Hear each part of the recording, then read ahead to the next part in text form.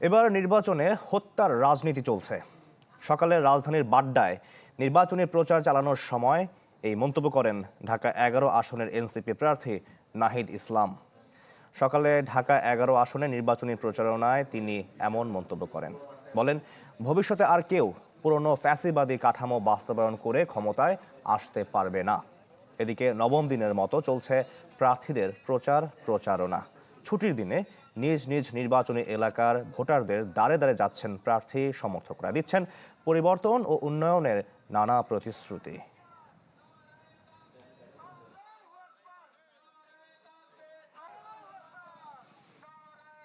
আমরা বৈষম্য এবং দুর্নীতি মুক্ত করে একটা ইনসাফ ভিত্তিক দেশ তৈরি করতে চাই। শরীফ ওসমান হাদি সহ জুলাই গণ অভ্যুত্থানে যারা শহীদ হয়েছে, যারা আপনাদেরকে 16 বছর কষ্ট দিয়েছে, নির্যাতন করেছে, নিপীড়ন করেছে, জুলুম করেছে, তাদের বিচার আমরা নিশ্চিত করব। দেশের সংস্কারের কাজ আমরা অব্যাহত রাখবো।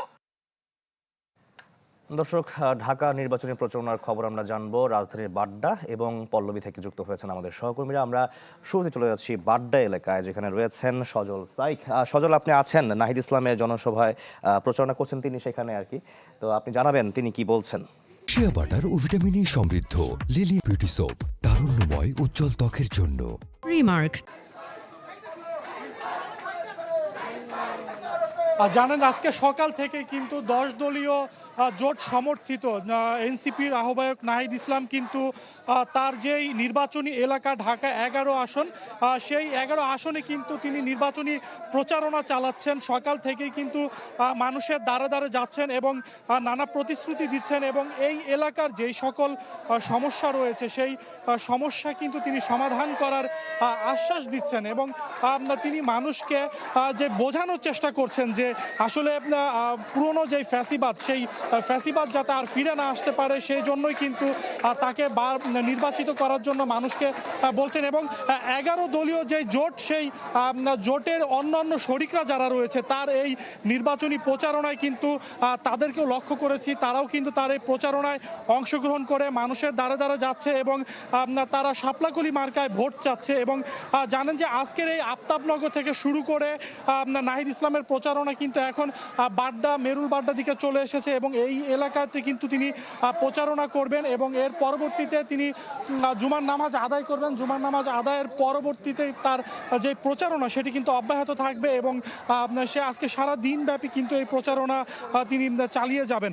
এবং মানুষের মধ্যে যেই একটি আকাঙ্ক্ষা রয়েছে যে জুলাই পরবর্তী সময়ের সেই আকাঙ্ক্ষা বাস্তবায়ন করার জন্যই কিন্তু নাহিদ ইসলাম তিনি এবার নির্বাচন করছেন বলে আমাদেরকে জানিয়েছেন। এছাড়া কিন্তু তিনি বলেছেন যে এবারে নির্বাচনে আইনশৃঙ্খলা পরিস্থিতি বিঘ্ন ঘটছে। তিনি বলেছেন যে এবার নির্বাচন আসলে হত্যার রাজনীতি তিনি আবার দেখতে পাচ্ছেন। এই ছিল নাহিদ ইসলামের প্রচারণা থেকে বাড্ডা থেকে আমার কাছে সর্বশেষ। সজল, আপনাকে ধন্যবাদ। দর্শক, এবার চলে যাব পল্লবীতে আকাশের কাছে। আকাশ, আপনি কোন আসনে আসেন জানাবেন সেখানকার পরিস্থিতি। আজকে প্রচারণার নবম দিন হতে চলেছে। 22 তারিখ থেকে আনুষ্ঠানিকভাবে ত্রয়োদশ জাতীয় সংসদ নির্বাচনে যে প্রচারণার কার্যক্রম তা শুরু হয়। পুরো দমে যে প্রার্থীরা আছেন আসলে প্রত্যেকটি দলে তারা কিন্তু তাদের যে কার্যক্রম, গণসংযোগ থেকে শুরু করে পথসভা, আলাপ আলোচনা, উঠান বৈঠক সবকিছু কিন্তু তারা করে যাচ্ছেন। এই মুহূর্তে আছি আমরা ঢাকা 16 আসনের কথা যদি বলে রাখি, এখানে আপনারা দেখতে পাচ্ছেন গণসংযোগের প্রস্তুতি নেওয়া হচ্ছে। কিছুক্ষণ পরে আসলে এই আসনের যে বিএনপির প্রার্থী ধানের শীষে তিনি হচ্ছে আমিনুল হক, তিনি কিছুক্ষণের মধ্যে এখানে আসবেন। আসার পরে আসলে মূলত তার যারা কর্মী সমর্থকরা আছেন তারা ইতিমধ্যে কিন্তু এখানে এসে জড়ো হয়েছেন প্রচারণার উদ্দেশ্যে। আমি যদি এই আসন সম্পর্কে আপনাকে একটু বলে রাখি, মূলত এই ঢাকা 16 আসনে 11 জন প্রতিদ্বন্দ্বী প্রার্থী রয়েছেন, ধানের শীষ, জামাত ইসলামী সহ অন্যান্য রাজনৈতিক দলে। তবে এখানে কোনো স্বতন্ত্র প্রার্থী নেই।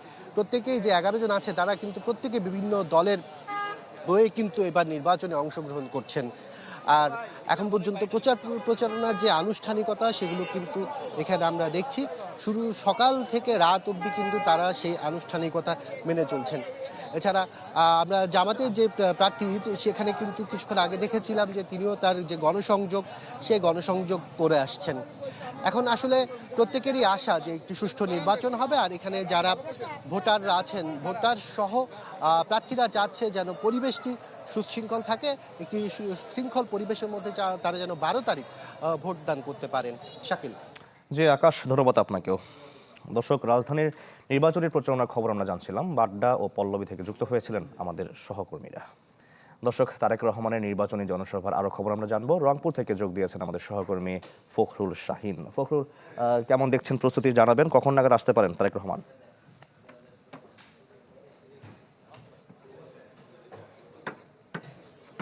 বিকেলে তারেক রহমান আসার কথা রয়েছে এই কালেক্টরেট ঈদগাহ মাঠে, এবং আমরা দেখছি যে সব ধরনের প্রস্তুতি সম্পন্ন এবং নেতাকর্মীরা কিন্তু আসা শুরু করেছে। এখানে রংপুর বিভাগীয় সাংগঠনিক সম্পাদক বিএনপির আসাদুল হাবিব দুলু তিনি আছেন। আমরা একটু তার থেকে জানতে চাই যে কি কি প্রত্যাশা আছে তারেক রহমানের কাছে এই সমাবেশকে ঘিরে। যেহেতু নির্বাচন সামনে, আমাদের জনগণ এবং ভোটার মধ্যে তো বঞ্চিত, বৈষম্য শিকার এই রংপুরের মানুষের অনেক প্রত্যাশা রয়েছে। এখানে উন্নয়ন বঞ্চিত হয়েছে দীর্ঘদিন যাবৎ। এখানে কর্মসংস্থানের তেমন কোনো ব্যবস্থা নেই। বিশেষ করে তিস্তার ভাঙনে 2 কোটি মানুষ ক্ষতবিক্ষত হয়েছে। আমরা আশা করতেছি যে তার নেতৃত্বে তিস্তা মহাপরিকল্পনা বাস্তবায়নের মধ্য দিয়ে এখানে বিপুল জনগোষ্ঠীর কর্মসংস্থান যেমন তৈরি হবে, মানুষের যে হারিয়ে যাওয়ার সম্পদ সেটা পুনরুদ্ধার হবে, আর সর্বোপরি রংপুরের স্বাস্থ্যক্ষেত্র ভঙ্গুর অবস্থা, শিক্ষাক্ষেত্র ভঙ্গুর হয়েছে। এগুলোকে আমার মনে হয় যে ওনার নেতৃত্বেই রংপুরের মানুষ প্রত্যাশা করে এই ধরনের। জি ধন্যবাদ। এবং এই তারেক রহমানের আগমনকে ঘিরে ইতিমধ্যে আসলে নিরাপত্তা ব্যবস্থাও কিন্তু জোরদার করা হয়েছে। তো এই ছিল এখানকার সর্বশেষ। শাকিব। ফখরুল, ধন্যবাদ আপনাকে। দর্শক, রংপুরে তারেক রহমানের নির্বাচনী জনসভার সবশেষ খবর আমরা জানছিলাম।